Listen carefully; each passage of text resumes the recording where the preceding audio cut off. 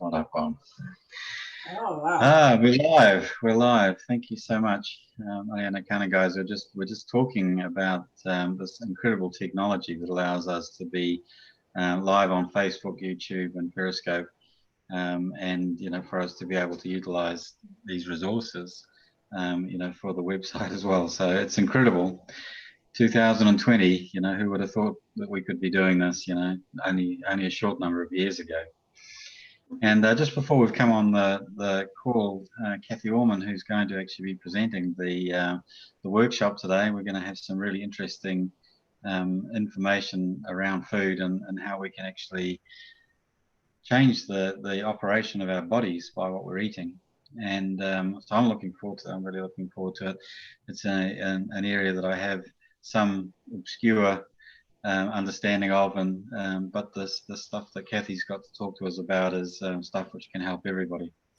But just before we came on and before I let Cathy get started, we were just talking about media and the role of TV and that type of thing. And of course, this workshop is being presented at a time when there's unprecedented violence all over the world, and and it's a horrifying story. It's a horrifying story, and so of course we've got a workshop today, which is looking at something completely on the other side of the spectrum, which is how we can actually do things in a self-responsible way to care for ourselves and care for our families, and the ways in which we can actually influence those around us to not only be taking responsibility for themselves, but to be doing acts of kindness to their own bodies and to themselves as well. So, Cathy, I'd like to welcome you onto the workshop here today, and Mariana is going to stay with us a reasonable amount of the time, I think, and we're certainly looking forward to hearing what you've got to say. So, Cathy, please just introduce what you're doing. Thank you very much, Neil. I'm really pleased to be here. And today we're going to talk about the sugar switch and what you can do to be healthier, and what you can do to take yourself away from foods that are causing stress, mentally, physically, emotionally, to foods that are better and that help you to thrive and be better all around. So what we're going to talk about today is we're going to, first of all, tell you what is the sugar switch, and we're going to define sugar, harmful versus healthy. And then we'll talk about the mindset game that we play with ourselves about food and sugar. And we'll get into talking about your body's needs, why it needs sugar. Your body does need sugar, but why and what type of sugar. And then we'll just kind of touch on how to be the master of your own cravings. And finally, we'll get into what I call the bottom line. I always think there's a bottom line, and the bottom line is to avoid harm to your body. Not just your body, mentally, physically, emotionally as well. So let's get into it. What is the sugar switch? Well, besides being a trademark that I've come up with, the sugar switch started out actually as being, in my definition, it's a switch within your body that controls the sugar system, the insulin system, from what you eat. But actually, the sugar switch, the sugar switch has gone beyond that meaning, actually. And now the sugar switch has grown to actually become used for switching out of sugar and refined foods to switching in to good, whole nutrient-dense foods that your body can actually use. So it's sort of it's a mindset. The sugar switch is switching, and it's switching the food. It's switching your mind. It's a switch that involves a lot of different levels of your being. So that's what the sugar switch is. Switching out of harmful sugars and refined foods, switching in healthy sugars and minimally refined foods. That's the nutshell. So let's define sugar, because there's a lot of different forms of sugar, a lot of different types of sugar, and sugar is very confusing. It really is. So first of all, let's talk about harmful sugars. There are harmful sugars, and the refined foods actually fall into that category of harmful sugars, and I'll tell you why in just a moment. Harmful sugars are toxic.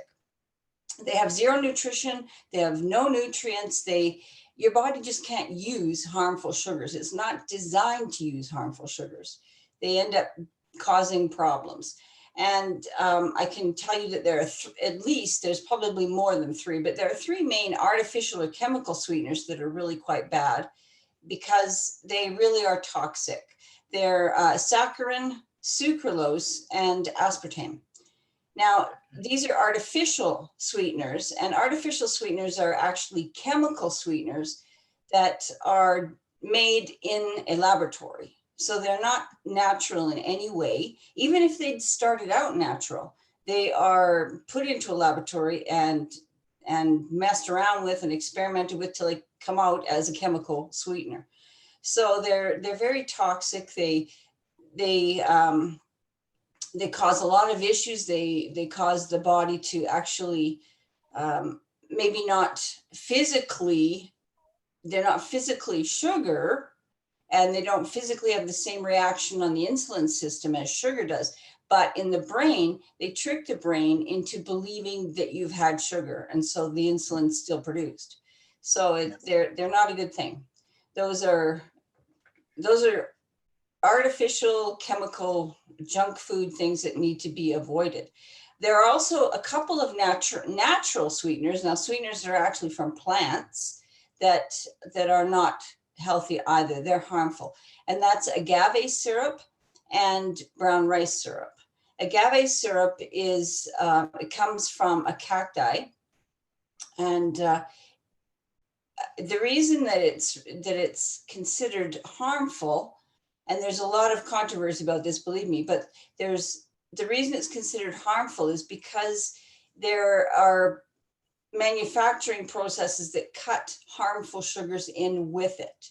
So it's not just agave syrup, it's quite likely high fructose corn syrup that's mixed with it, and maybe other syrups as well. Plus it could have a lot of pesticides on it and that sort of thing. So it's not a pure healthy sugar, and it does spike blood sugar quite easily. So not considered to be very healthy. And brown rice syrup is made from brown rice, and the glycemic impact, which means how fast it'll spike blood sugar and cause insulin issues, is quite high. So that's the main reason why that is not healthy as well. And brown rice syrup, they've processed it with chemicals as well. So that's the reason why those are not healthy. So those are some of the main harmful sugars or sweeteners. And sugar itself is harmful. And there are actually more than 60 names and 60 types of sugar. So when you're in the store and you're looking at a product to buy and you're looking at the label, it can be totally confusing as to what is sugar.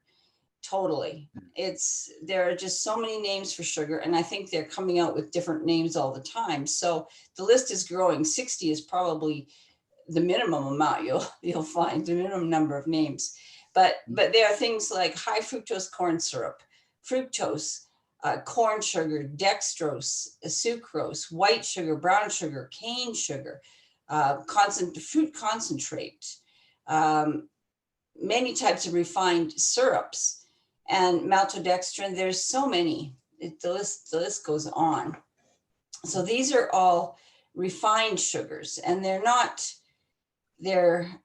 sugars that are harmful to the insulin system. They cause the insulin system to overreact, and too much insulin is produced. So your pancreas is working really, really hard, and it's just causing a whole lot of problems. People are becoming pre-diabetic and then eventually diabetic, and they don't know why. And it's because of the refined foods. These sugars, these highly refined sugars, are in probably 99% of the refined foods that are out there. Anything packaged, anything with a long list of ingredients, and anything refined or processed has probably a high amount of sugar and probably unhealthy fats. So it's really taking a toll on people's bodies and people's health. And the biggest issue, I think, is that we've come to believe that these foods are foods, but they're actually not foods. They're something that looks like food, and we've come to believe they're foods. they're not really foods. So anyway, back to sugar. So that is the, those are the harmful sugars, including the refined foods.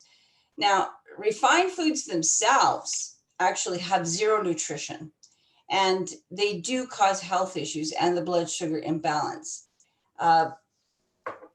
Yeah, they are fake foods. Refined foods are not foods that are real foods that have perhaps grown in the ground. They're not natural. They're actually designed by a company or several companies, produced in a building called a plant. They're not from a plant. And they just have no nutrition for us, even though we think they do. So the Yes. body actually treats refined foods the same way as it treats sugar. So it's very harmful. Yes, I understand that. Cathy, I have a question. Yes. I've got some as well. Okay. Yeah. You want to go first? No, you go first. You go first. Okay. Cathy, I just realized that our simple Greek lifestyle doesn't offer that many sugars. What I can buy here is the ordinary refined white sugar. I can buy brown sugar, which is white sugar in brown, not much else. Then I can get from the coconut flowers, the sugar. Mhm. I can get the agave syrup, but I guess this is not with that much pesticides. It's quite natural and from here. And I have honey here. And that's quite it. Well, that's pretty good. That's So we have about 5 to 6 sugar options, uh-huh. but I cannot think of ever having seen 60. Well, those are the hidden sugars, probably. If you have a lot of refined foods available in the stores with packages, and you see the ingredients list on those packages, sometimes the ingredients list is very long. And sometimes there are names on that ingredients list that you can't even pronounce and have no idea what they mean. Quite a few of those could be sugars. Yes, we here in Greece, it's quite traditional. Everything's quite traditional. It's not so many refined foods. We have the traditional sweet things like baklava, which are very sweet and with honey and so on. And we have the little jelly things we take for coffee, which are quite sweet too.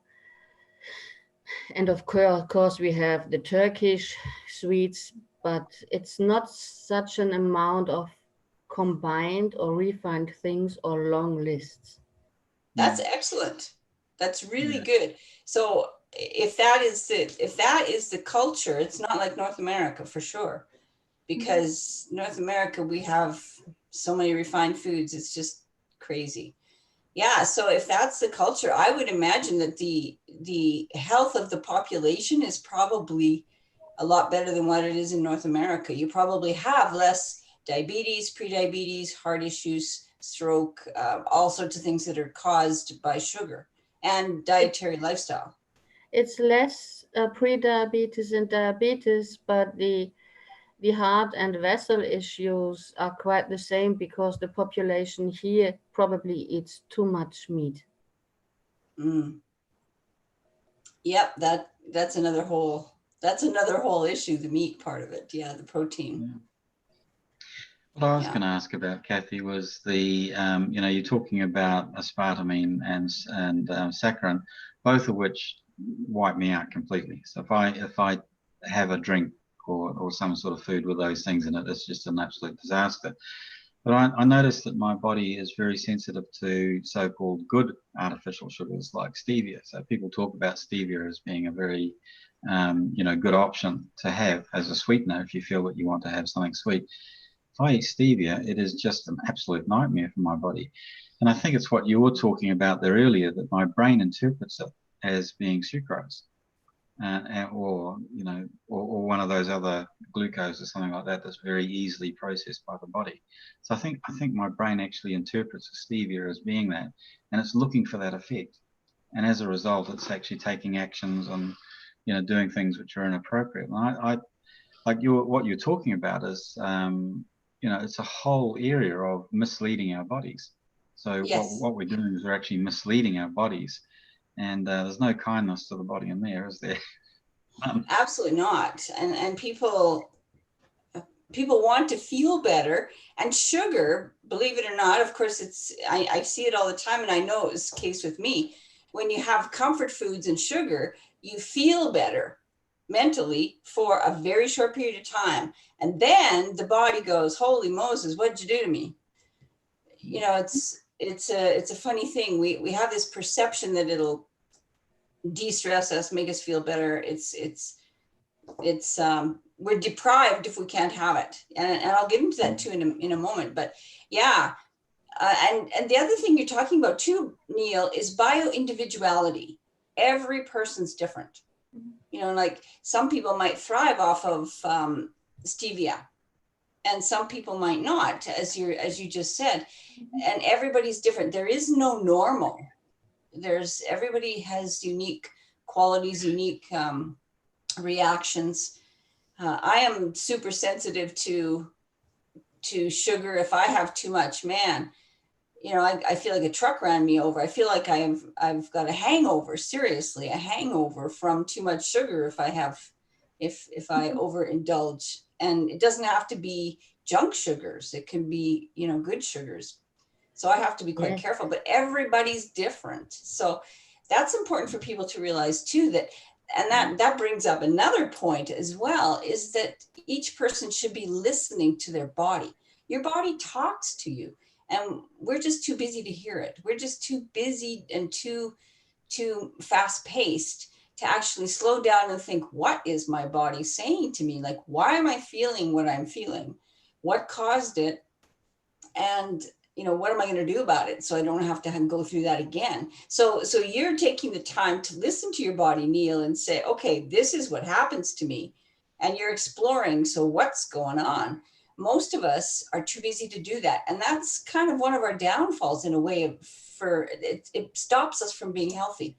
Our bodies tell us all the time what's going on. So it's important. Yes, I remember. We have in Greece, we have very good cakes. And usually for birthdays, you eat a cake. Mm. Yes. And as we are quite allergic here in our community to corn and wheat, we take a cake without any wheat in it. Just coconut and chocolate, and of course, Greek cake is sugar in it. And when I eat just one slice of it, it feels great. But 2 hours after, I fall into big depression. I get absolutely depressed. Wow.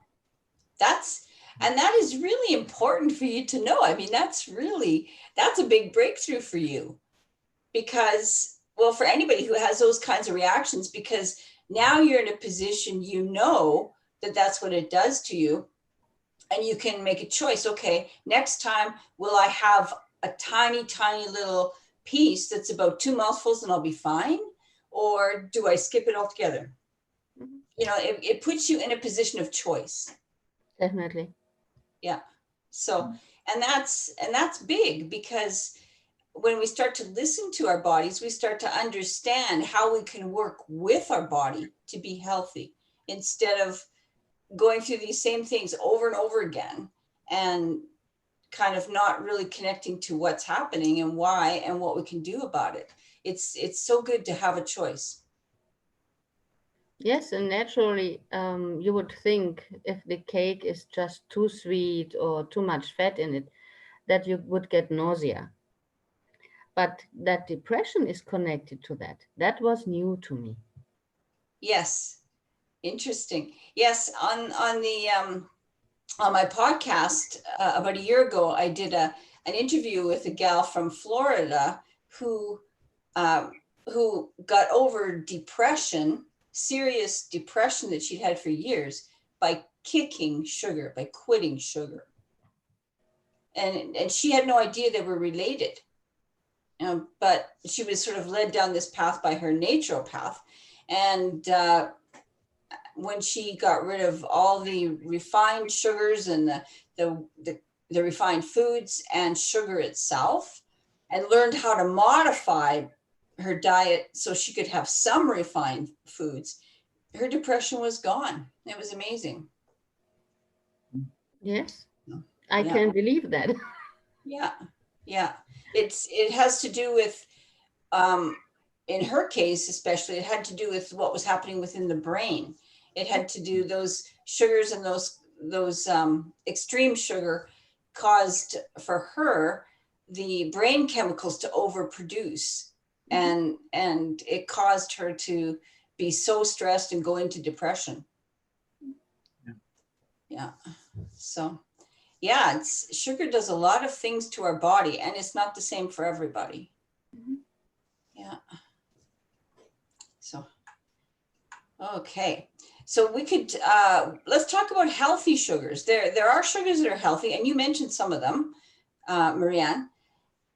So the sugar that's healthiest, and I should say right now that the body does need sugar, and I'll explain that deeper in a few minutes, but the body does need sugar, but the sugar that it needs is not a huge amount. Anytime we take in sugar, if we take in a small amount, that's always the best, always the best. And I don't actually believe that you can live a life without sugar. I don't think you can. Anyway, let's talk about healthy sugars. Healthy sugars are sugars that are minimally refined, and there's unrefined as possible. And most of them have nutritional value. There are some that don't, but most do. Maple syrup has nutritional value, unpasteurized honey, stevia. Stevia probably doesn't have a lot of nutritional value. There's yacon syrup. It has some nutritional value. Date sugar, definitely, and blackstrap molasses. They have nutritional value. But again, the body doesn't need a lot of those kind of sugars. So the key is moderation, small amounts, small amounts.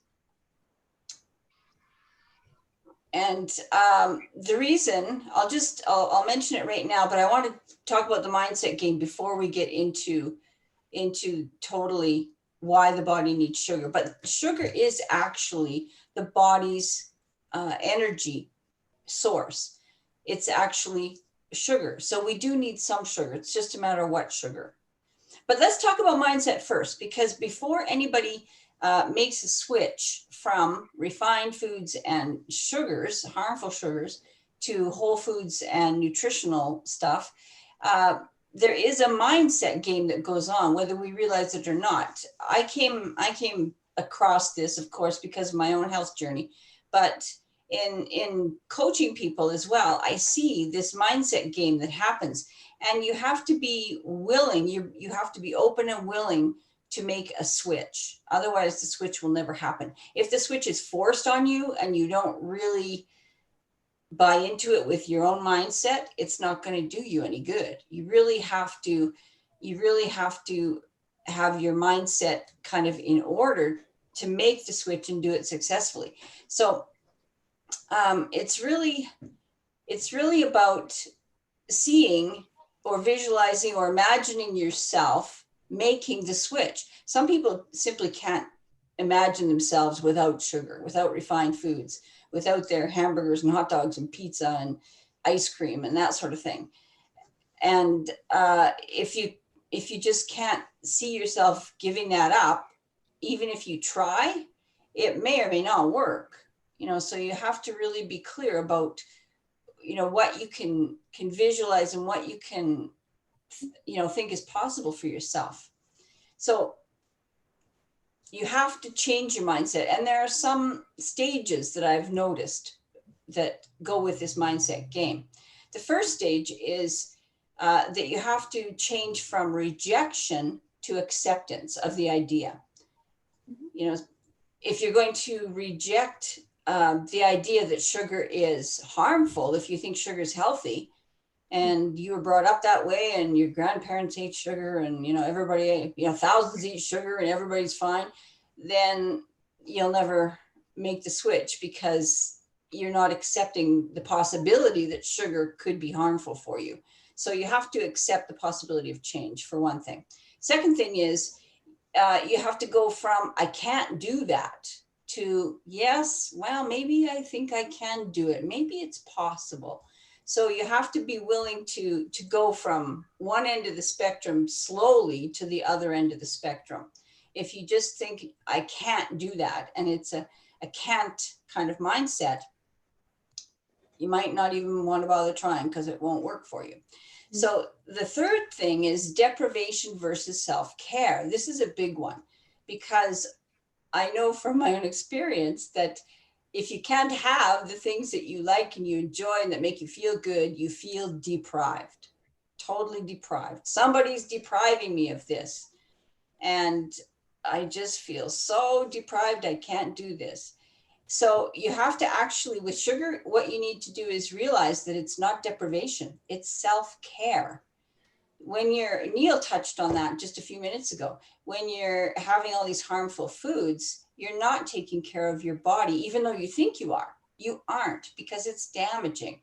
It's doing things in your brain, like Marie-Anne was saying.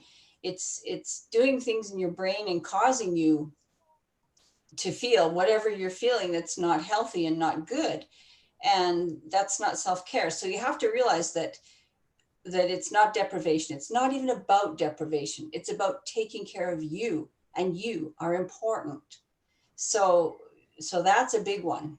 That was a big one for me, for sure, to realize that no, it's not about missing it. It's about what can I open myself up to instead that will support me, instead of something that is knocking me down. So from deprivation to self-care. Next thing is having no reason or no motivation for switching. So some people think, well, okay, maybe it's harming me, but I don't really need to. I'm not pre-diabetic. I'm not really sick. I don't really need to do that. I'm fine. So having no motivation to do it, it's not going to get done. You have to find your why. Why do I want to have a look at this issue? Why do I want to switch out sugar? Why am I even thinking that I should do this? You have to find your motivation. Maybe your motivation is the doctors just told you you're pre-diabetic and you don't want to be diabetic. Maybe that's your motivation. My motivation was, maybe I really do want to have some energy and get out of bed in the morning instead of, systemic inflammation that kept me in, totally no energy. So you have to find your why. It's important. And then once you find your why, then your mind starts to open up, and you start to think, okay, there must be a way I can accomplish this. And you start to think, okay, yeah, okay, this is harmful. Yes, I need to take care of myself, and this is why. And then you start to become open to the possibilities of how you can make the switch. And that's you've almost mastered the mindset game by that point, which is great. So then once you've started to explore the possibilities of how you're going to do this, then you are ready to actually learn about the body and why it needs sugar and that sort of thing. And there's lots of learning to do, because there's a lot of information out there, and it's very confusing. I know it's very confusing. But the bottom line is that your body does need sugar. So let's loop back to that. Your body does need sugar, and it also needs healthy fat. So it's important not to actually go extreme and think you're going to cut out all the sugars, because I think it's impossible. Your body needs that sugar. The fuel source for your body is called glucose. And it's also known as blood sugar or blood glucose. And it doesn't necessarily come in the form of sugar per se, but it comes in the form of carbohydrates. That's the source for the sugar that fuels your body.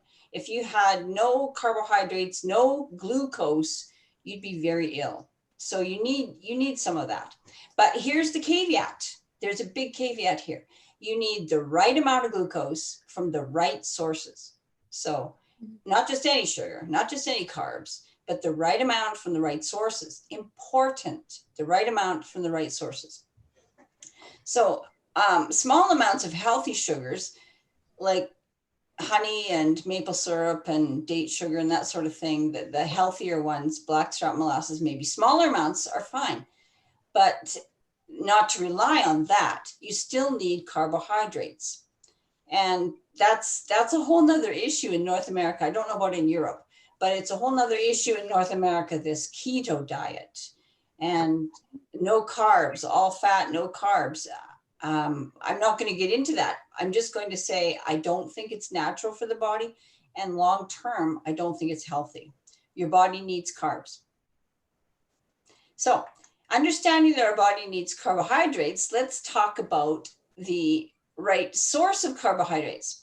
The healthy source of carbohydrates is fruits and vegetables and minimally refined carbohydrates. It's not the refined stuff, it's unrefined as possible. So fruits and vegetables, they have usable nutrition. They have the vitamins, the minerals, the fiber, some of them have some protein, nuts have protein. They have the nutrients your body needs. And that's what we're after, is the nutrients that your body needs. The carbohydrates that are healthy, they have some sugar in them naturally. And the nutrients that are surrounding those sugars help the body to digest that sugar in a healthy way. That's important. So fruits, vegetables, nuts and seeds, whole unrefined grains, those are all healthy carbohydrates. So that's what we need, as unrefined as possible. So the unhealthy source of carbohydrates is what we're stuck on in North America, unfortunately. It's the processed foods. It's the pizza and the white bread and the just everything processed. It's just, they're carbs. Yes, they are carbs. I'll give them that, but they are not the right kind of carbs. They're unhealthy. Those are the ones that turn to sugar immediately as soon as they enter the bloodstream. As soon as they enter the body, they turn to sugar, and your body sees them as sugar, and they're just as damaging as refined sugar. So those are the unhealthy carbohydrates. They do permanent damage to the insulin system over time. They cause insulin resistance, they cause prediabetes, they cause diabetes, heart and stroke issues, kidney issues, fatty liver. The list goes on and on and on about what damage refined carbs cause. They put you at high risk for all those kinds of diseases. So understanding that your body needs the right carbs and the right amount. So let's talk about the right amount. The right amount of good carbohydrates for fruit would be approximately, for an 8-inch dinner plate at a meal or a snack, just 20 to 25% of the plate. Now, the reason that it's not a lot is because of the natural sugar. Fruit has a lot of natural sugar in it, which is fine. But if you eat too much fruit at one time, you're getting too much sugar at one time. So even though there is a lot of other vitamins and minerals and fiber and that sort of thing to control that within your body, if you have a huge amount, like a plate heaped up with sugar, it's too much for your body to handle at once. So a smaller portion of fruit is healthy. A large portion of fruit at one time is not so healthy. So vegetables, different story, because, excuse me.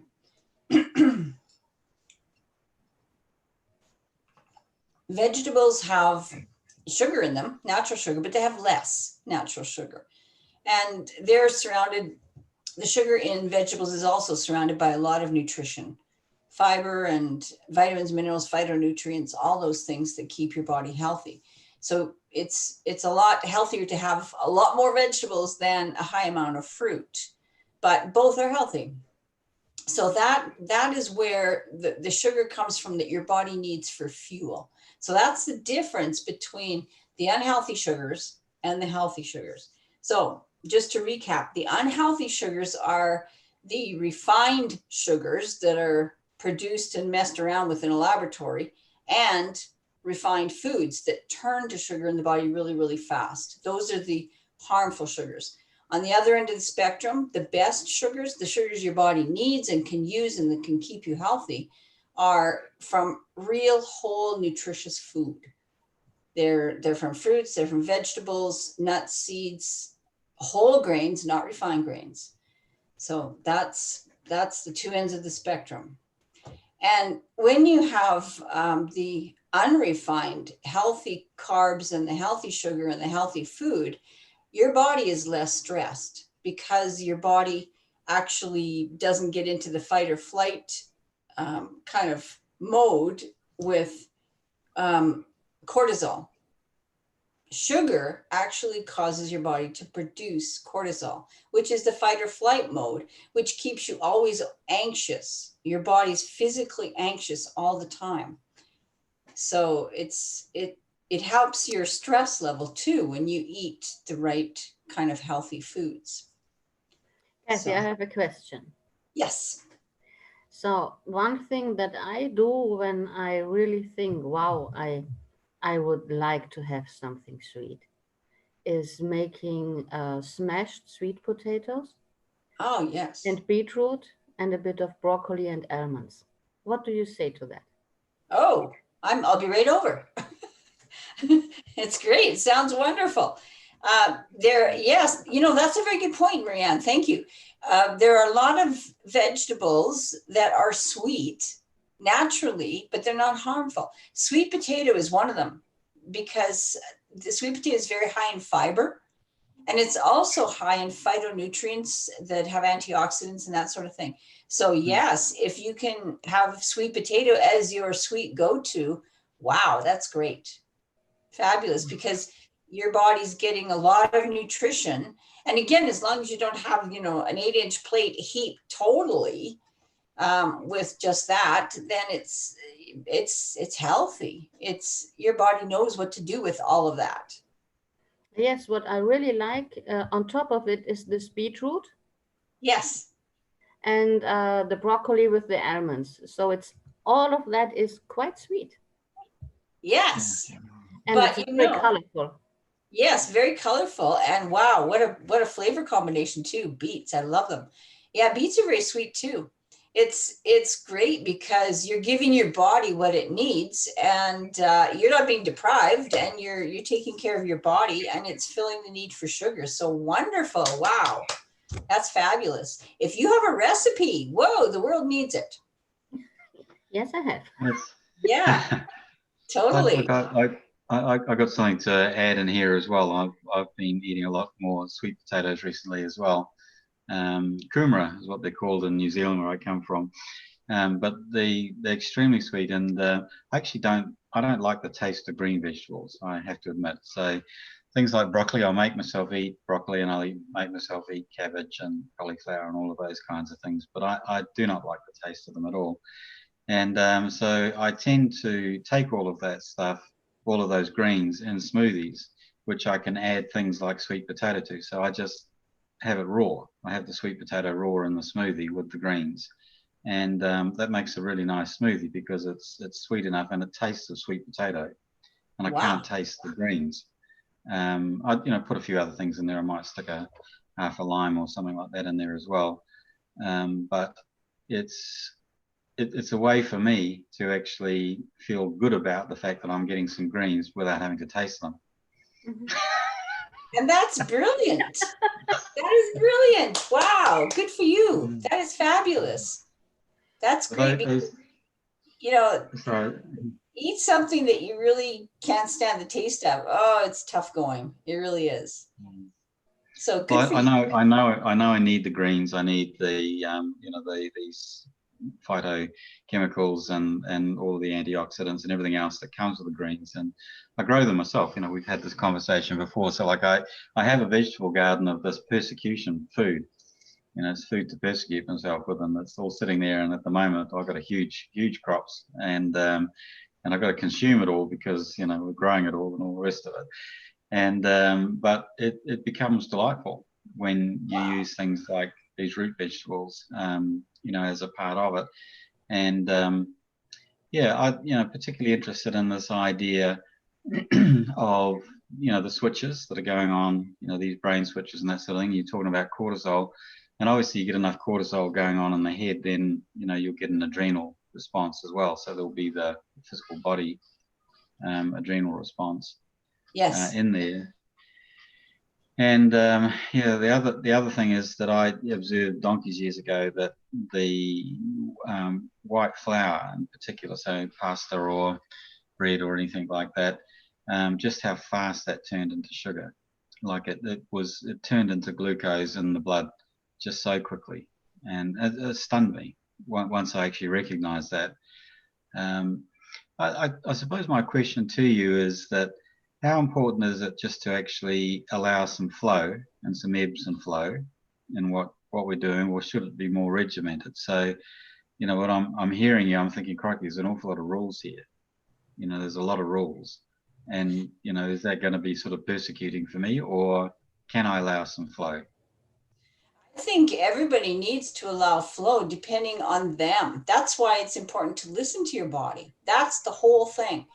Um, you'll know what works for your body and what doesn't. And you've already found something that works fantastic with your smoothies and growing your own vegetables and doing it that way. That's fantastic. But I don't think that there's any right or wrong with the flow because we're all individual.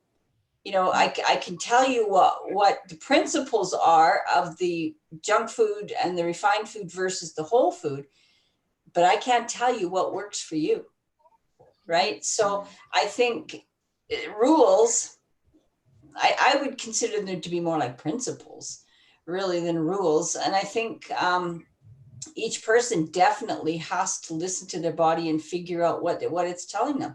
Digestion is a huge issue for a lot of people. And that was a huge issue for me as well. But once I actually listened, once I realized and connected with my body to figure out what was going on and listened and kind of got the message that my body was screaming at me, I don't have a digestive problem anymore. So it's all about what you need, really. It is. You can get the principles and you can learn what's the best theoretically, but you have to apply it to you. Mm. Does that help? Yes. Yes. Yeah. It depends who that you is. Yes. Is it my body? Is it my ego? Is it myself? My ego obviously would recommend ice cream, while my body might recommend having a melon. Yeah. Yeah. And one question I ask myself all the time, one example is a glass of wine maybe with dinner. You know, my husband likes to have a glass of wine occasionally, and he said, would you like to have a glass of wine? So I have to stop and sort of connect with my body and say, can I handle that right now? Is that what my body needs? Is that going to make me feel really awful or not? Because it can. A glass of wine can just set my digestive system off wrong. Yes. So sometimes I just have to stop and say, okay, wait a minute. I'll let you know in a few minutes. And I think about it and I kind of connect with my body. And sometimes I can have a little bit. Well, I rarely have more than a little bit, but sometimes I can have it. And sometimes it's like, no, can't have that today. Yes. And again, here in Greece, we have this land wine from the farmers, which is quite a light wine from the grapes that grow here. If I drink that, no problem. If I go and buy a bottle of wine, big problem. So I think it's about how natural it is. Quite likely. When they make wine, you don't know if they add sulfites or what they add. Right? And here, when it's from the farmer, it's fresh wine. They did it in autumn, and yes, it's not too much alcohol in it. Yeah, and that's good to know. I mean, that's really valuable information. The more information you can gather about what's going on in your body, the healthier you're going to be. It was a great thing for me landing here in Greece And suddenly I had the natural olive oil, the natural wine, natural fruits growing all over the year, Wow. not being imported from elsewhere, coming from the farmer nearby. And it's very, very different. Yes, that's And fantastic. and when I get some of the summer portulak or the weeds that grow near the sea, which are very salty, um, then it's absolutely great. Or the wild asparagus. Is it asparagus? Asparagus, yeah. Asparagus. Yeah, Asparagus, yeah. asparagus. Yeah. We have wild ones that grow near the olive trees, very small, very green, and they are so full of nutrients. You just don't want anything else but that and a bit of lemon, a bit of olive oil. That's it. Wow, that's great. I actually, I have another observation. I was driving in the countryside yesterday near me, and on the flat. So I live up in the hills, but I was down on the flat, which is all sand, which has been washed in over millions of years. So it's very, very poor soil, extremely poor soil, and nearly all of the vegetables. So like in the supermarket, nearly all of the supermarket vegetables would be grown on the flat in this very, very poor soil. And I was driving through these fields of of different green vegetables and so on that they were growing. And I was just thinking to myself, how are they feeding that? How are they feeding those vegetables? It has to be like a hydroponic system that they're just tipping nutrients on all the time. And I just had this sort of sinking feeling for the people of my city, Perth, that fundamentally all the greens, like they're thinking, oh, I'm going to eat some greens, it's going to be good for me, but they're not really eating something which is connected to the soil because there is no soil, it's just sand. And it made me glad when I came back up the hill and I saw my vegetable garden. I realized that I could have stuff that was grown in the soil. So but I think in there, like how do people get to the place where they can actually recognize the kinds of foods which actually really are sustaining to them? So like that stuff which is grown on the flat and all in that sand with the nutrients just irrigated onto them, it's not going to be the same for them. How do they manage that? What do they do? So Marianne, where she is in Greece, they don't have the money to actually have high chemical fertilizing for all the crops. They got the sort of climate where stuff grows anyway. So it's not full organic food necessarily, but it's pretty good. Like it's pretty natural food that is available at the the market stalls that they would go and buy their food from. But for people in a big city like Perth, it's over 2 million people. What do they do? What do people do? Because they can't have the experience that Marianne's having, and they're not going to choose to grow the vegetables like I am. Yeah, I think it definitely is an issue, but actually a lot of people probably don't even realize it's an issue because they've always been able to get the vegetables from the grocery store. They trust that they're okay. And a lot of people don't fill their cart with vegetables anyway, sadly enough. But I think realizing that food is not as nutritious as it should be, that's part of the whole journey. Once you start to realize what you're eating and that you need to switch from non-nutritious refined stuff to whole foods, that's part of the whole mindset switch. Then you start thinking, well, okay, what's in this food? How is it grown? Where can I get better food? You start to realize your mind is expanded and you start to realize what's around you. Then you start to seek out better foods. And maybe that's where people, if they have a house and a yard, a garden area, an area that they can make into a garden, maybe that's when they will start to think, well, maybe I need to grow my own vegetables.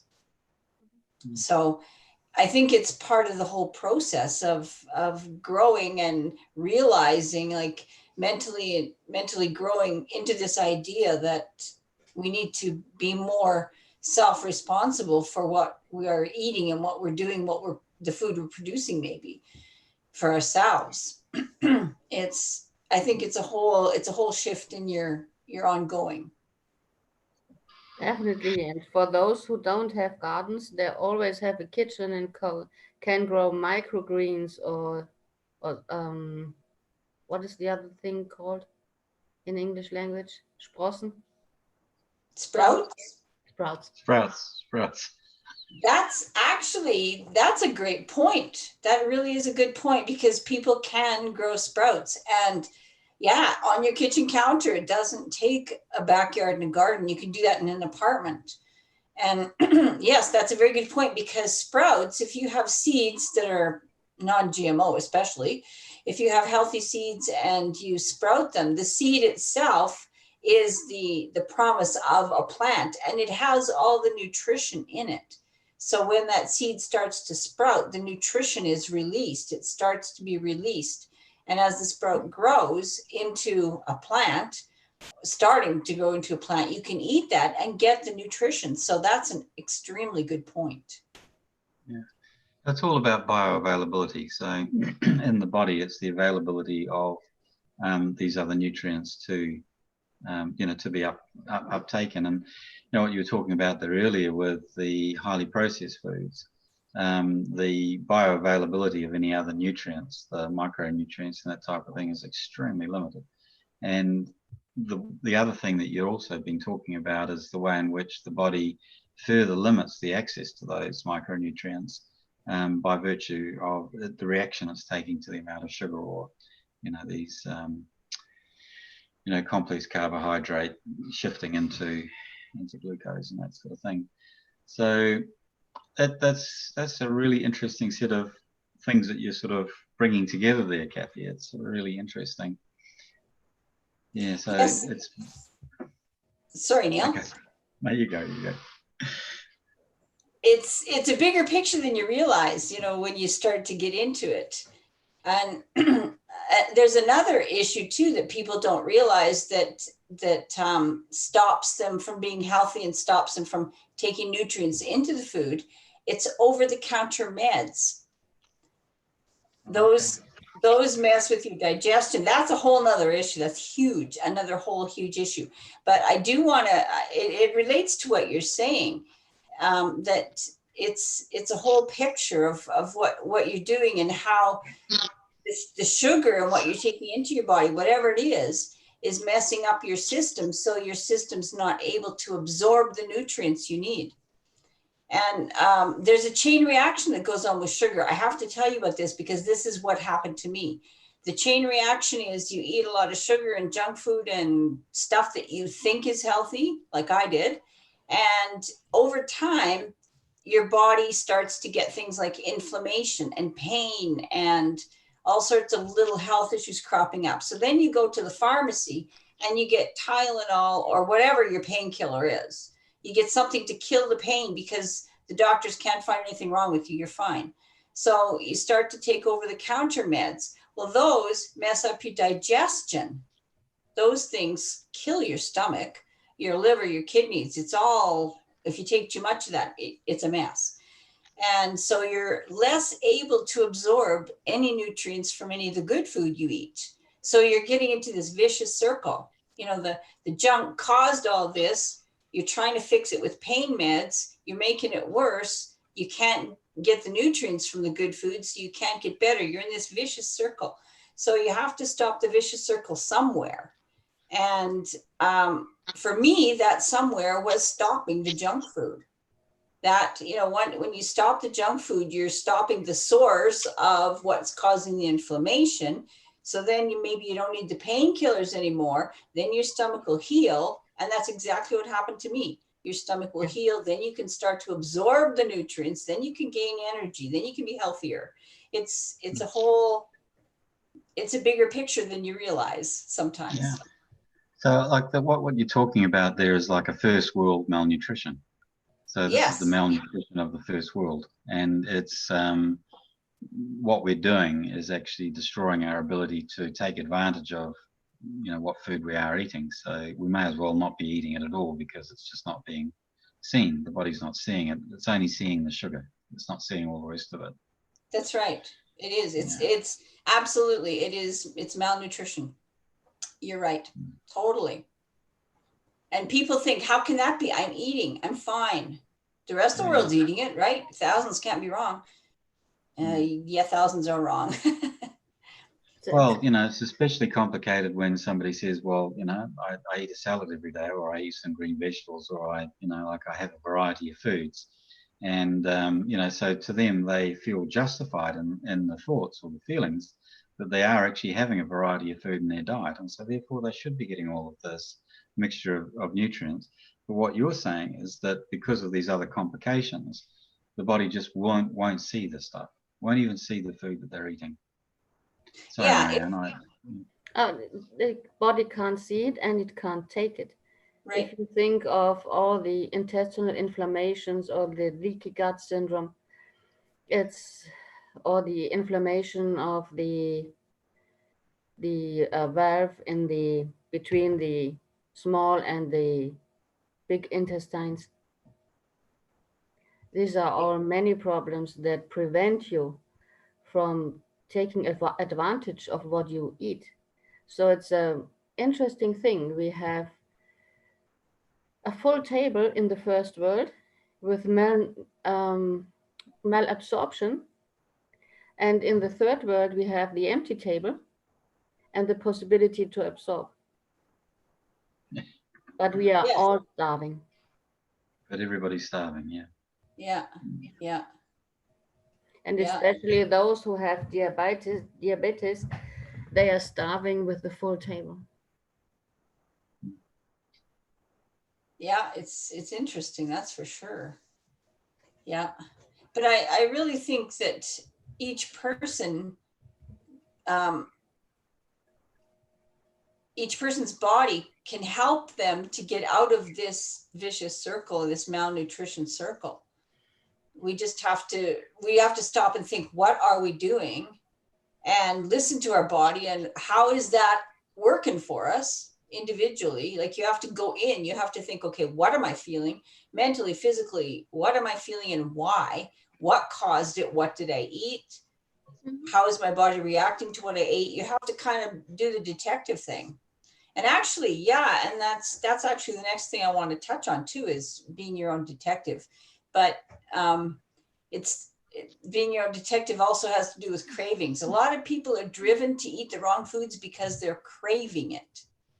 And that has to do, it could have to do with malnutrition. Your body might actually be craving the nutrients, not just the sugar. You think it's sugar, but it's nutrients your body's actually craving.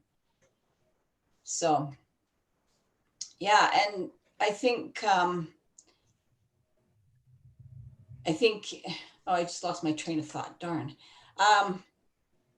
So once you've sorted out the mindset game and you've started to switch out of sugar and into whole foods, then you start to be able to be the master of your cravings and the master of what's going on, because you're listening to your body, and you're being a detective now, and you're actually connected to what's happening mentally, physically, emotionally in your body, including the cravings. And you can actually start to see maybe patterns for yourself that give you some aha moments. This is what caused that. Aha. Maybe I should modify that, or maybe I should eliminate that, or maybe I should investigate that further.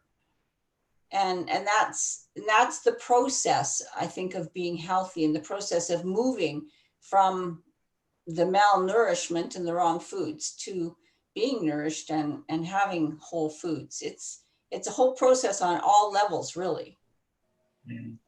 So It's something. Go on. You go, Marianne.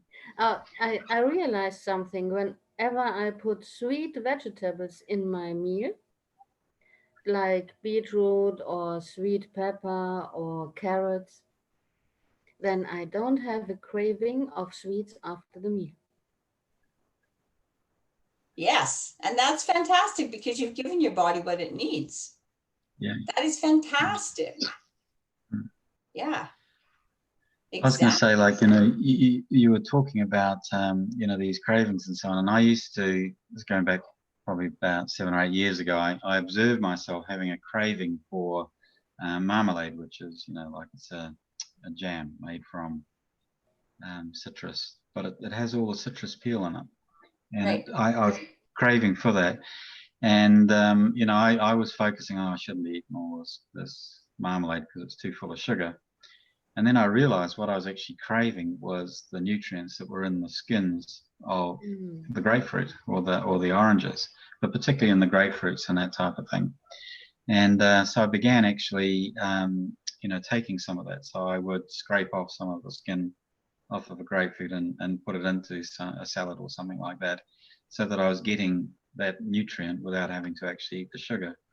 But it was, for me, it was the business of actually being able to track down, be the detective like you're talking about, and Yeah. find out what was it that I really wanted. It wasn't the piece of bread with the marmalade on it. It was actually the skin of the orange. That's actually what I was craving. Wow. So That is the incredible. That's great. I mean, that's really, that's exactly what we're talking about, is being a detective and figuring that out. Wow, good work, detective. Whoa, fabulous. Yes, that might even have been the essential oils in it. Yeah, I think it probably was, Marianne. Yeah, I think it was the oils. yeah. Wow. That's really fabulous. If you can get to that kind of detective level in your health journey, wow, that's yeah, then you're really listening to your body. That's fantastic. Wow. How many of us take the time to do that? Not too many of us. Not too many. And some of us, Mm, like me, we take the time to do that when we're kind of like forced to. mm, mm. It wasn't, for me, it was like, okay, I'm out of choices here. I think I better listen. So, so that's good. And so I do want to just touch about mastering your cravings, and cravings get us into all these wrong things. But the download that I have, the free PDF, the complimentary PDF I have for people is all about being the detective, actually. And it's talking about 7 hidden triggers for cravings. But when you start to ask yourself questions, like I present some questions in this PDF, when you start to ask yourself some questions, more questions that are specific to you will probably pop into your head and take you a little further down the detective path, and make it easier once you get the mindset of being a detective and thinking about it and looking for clues and trying to figure it out. Your body will cooperate with you, your mind will cooperate, things will start to pop up. And like Neil, that's probably what happened with you. Is Neil, it's like, okay, I really want to figure this out. And so your body was popping you answers. So that's great. So this little PDF I have is for people to sort of start to connect with their body and be a detective. And it's focusing on cravings, but you can still use the same principles for anything else. Like, for instance, if you have a digestive issue after eating whatever type of food, you can start your little detective thing right then and say, okay, what was it I ate? What was it that was unusual about what I ate? And what was it that likely caused blah blah blah, whatever the issue was. So I mean, it's an ongoing thing. Once you kind of get into a detective mode, you can use it for all sorts of things to be healthy. So that's what I have, taking the mystery and mastering your cravings. So yeah, Thank you. and that's just it's a tool. Being a detective is a great tool. It can help you be healthier from wherever you are. And keep in mind, I do want to point this out too. Keep in mind that there is no judgment about where you're at with your Mm. health or with what you're eating. There's no judgment, because everybody's different. Everybody has a different situation. Everybody lives in a different place. Everybody is on a different path. So wherever you are, that's where you need to start. There's no right or wrong place to start, and there's no right or wrong outcome except the right outcome for you, because you're an individual. That's very important. Definitely, and I can add in, since I'm living in Greece and taking the natural olive oil from here, I don't have to use any cream for the skin. The skin is perfect, and it's has enough oil in it. It's not dry anymore. And even if I go swimming in the sea, it's the water's just getting off like it is getting off the feathers of a duck. Wow, that's great. So you're saying that that's connected to the olive oil, Marianne. So like the actual, Definitely. the naturalness of the olive oil. Because Amazing. this developed since I'm living in Greece here, and since I'm living here, I'm only taking the oil from the farmers directly. Nothing that you can buy anywhere. Only that was pressed that year and is really fresh and never traveled more than 20 kilometers. Wow. That's wonderful. Whoa, that's great. And you know what you're doing, Marianne, is feeding the largest organ of your body, which is your skin. Mm-hmm. And people, we don't even realize that our skin is the largest organ in our body, and it needs nutrients too, but we don't really think about that. And the nutrients from the inside out, not just from the outside in.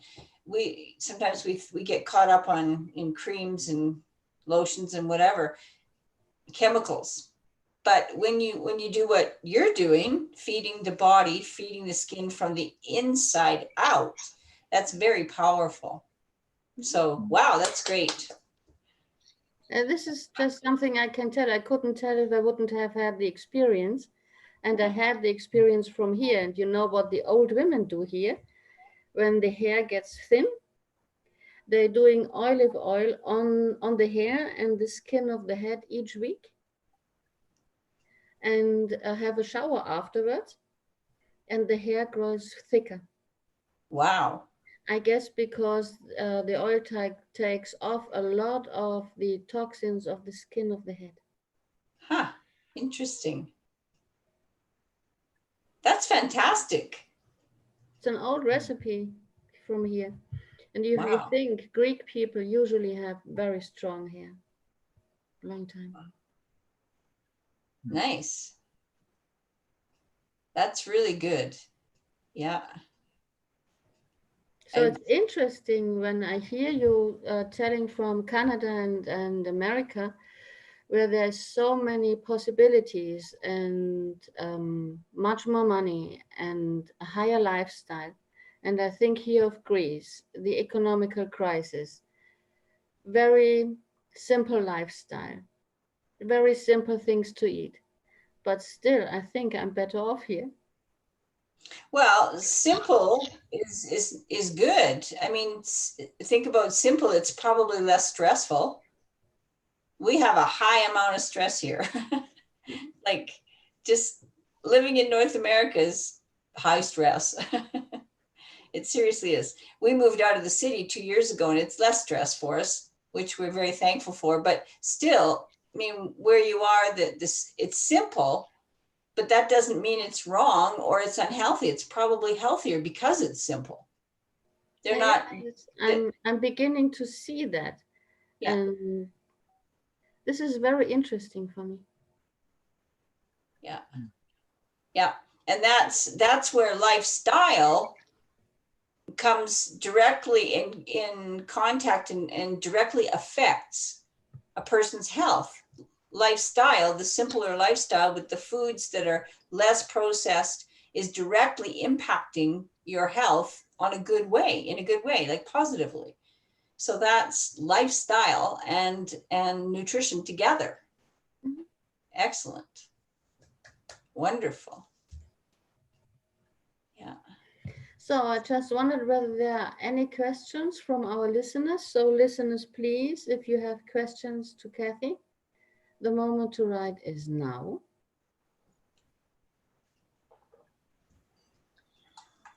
Just while we're waiting for that, you know, Cathy, there's a couple of unbelievably good takeaways from what you're talking about today.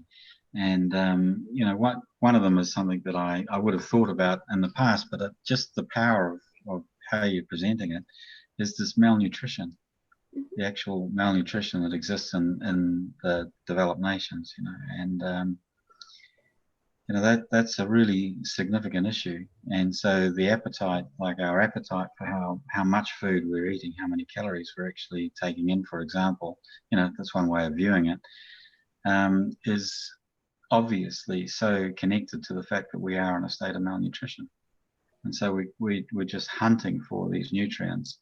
And in so doing, we're getting all of this other stuff that we don't need, which is, as you say, it's a spiral. So that's an enormous takeaway for people, you know, listening, is that, you know, their diet is a malnutrition diet, and it's a malnutrition diet that gets worse. Like, it has an increasingly worse effect on the body.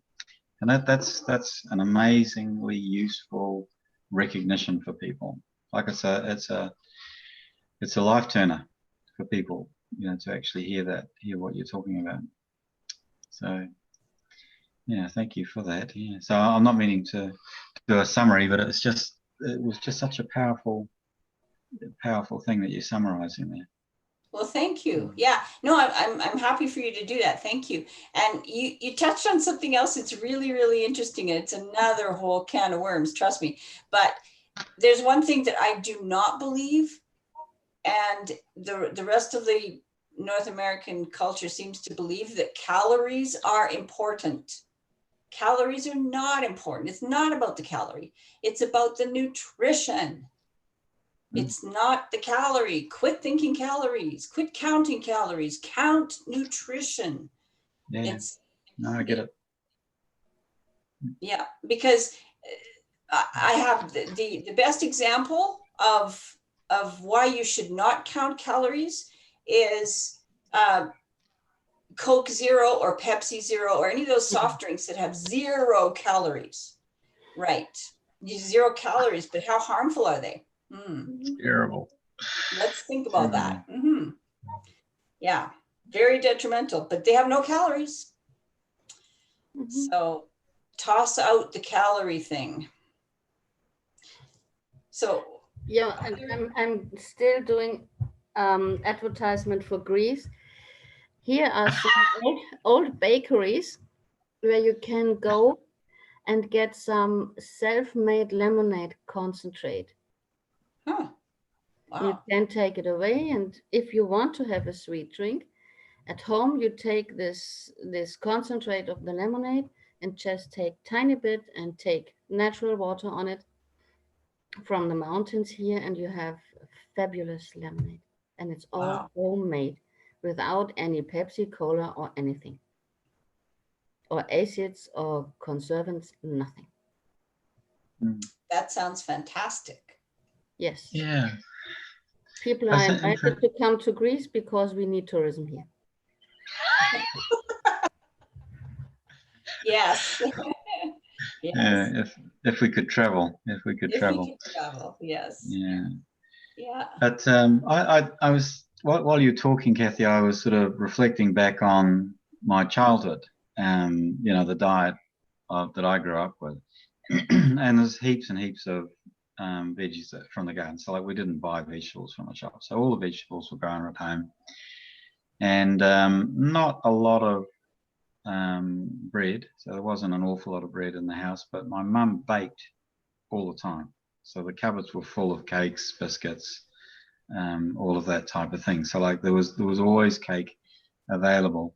The cakes were always made from sucrose, so it's cane sugar, and, you know, highly refined cane sugar was utilized.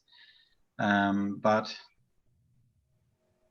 yeah, it's just interesting, and I can see the malnutrition issues that were sitting around home, even though there was all the organic vegetables, because of that culture of making it. So we didn't eat any rice or pasta because that, you know, wasn't a part of our culture at all. So it was root vegetables for the complex carbs and cake.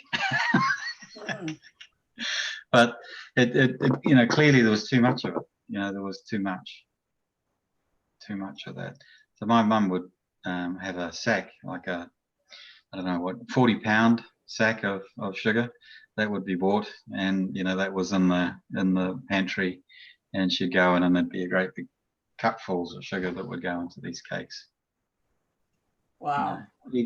Eggs from our own chickens. So, most people would be looking at it and they're thinking, this is pretty good. All the eggs are from the property and all this kind of stuff. But it's not taking into account that we've got white wheat flour and sugar from cane.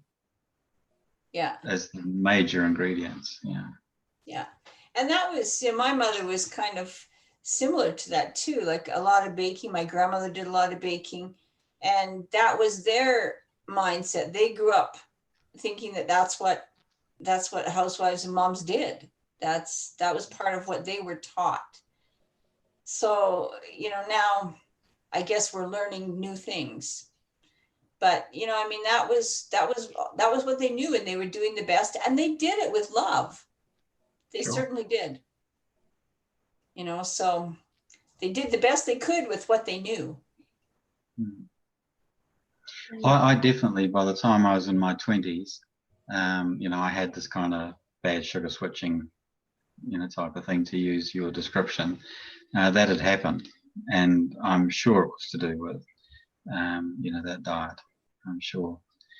But then we didn't buy packets of biscuits and that type of thing, so we didn't have all of that list of ingredients, the chemical ingredients that you're talking about.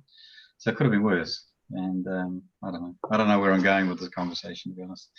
It's just interesting. Yeah, it is interesting when you look back. I know for me, it took 50 years.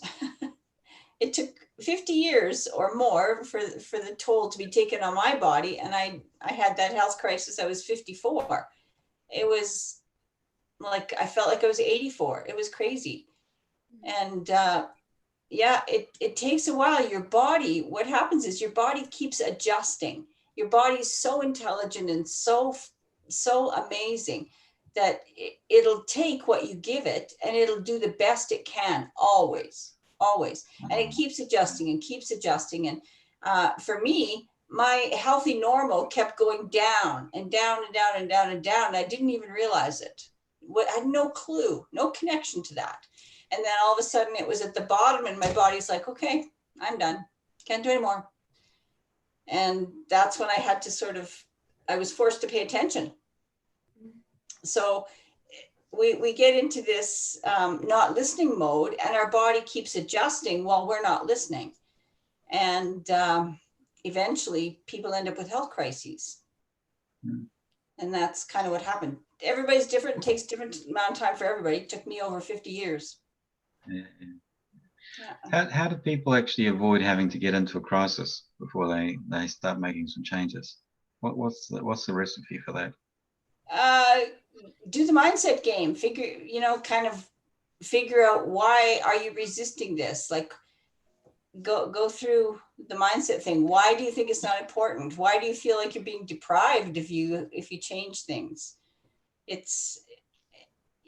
Why do you think thousands of people are healthy? Because when they eat junk food, like, that was my thing. Wow, thousands can't be wrong.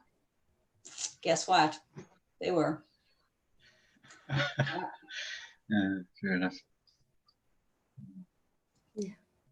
I think if you are deeply connected to the instinct center of your body, and your body makes the choice of food, then you can't fail. Yes. You will find it. Yeah. It truly is about listening and connecting to yourself, your body, and how you're feeling on all levels.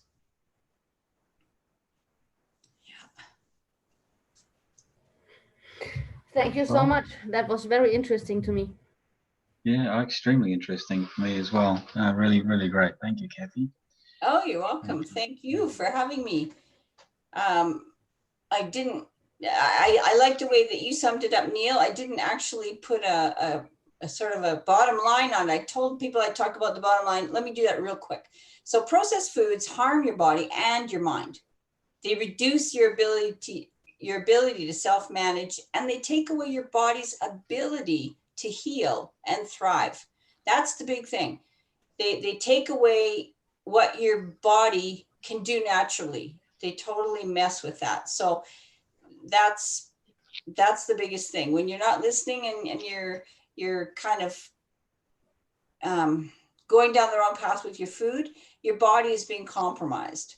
And your body wants to be healthy. Your body wants to heal and thrive. So by doing the switch and getting out of refined foods and harmful stuff, and going into the healthy stuff, you're giving your body back the ability to do what it does best, and that's to be healthy. So it's really, really important. So just to sum it up, your body needs sugar. I don't believe you can ever be without sugar because your body needs it, but you need it from the right sources. You need carbohydrates from good whole foods that have nutrition, and a minimal amount of healthy sugars like maple syrup and that sort of thing. Minimal amount, not a lot amount, small amount. And lots of fruits and vegetables. That's where your good carbs are going to come from. That's where it is. So your body can't use the processed sugar, and be the detective. That's the big deal. That's how you're going to figure it all out for yourself, because you are individual. There's nobody else like you, and nobody else can tell you what'll work for you. You got to figure it out. It's a self journey. So that's what I have. Wonderful. Thank you. Wonderful. Yeah, Thank you, Cathy. That's great. You're welcome. Thank you. I appreciate it. And people can download the free PDF about being the master of 7 hidden cravings, hidden triggers for cravings. Yes, we will take care that they will find it. Okay, great. Okay. Thank you so much. Bye, everybody. Bye-bye. Bye-bye.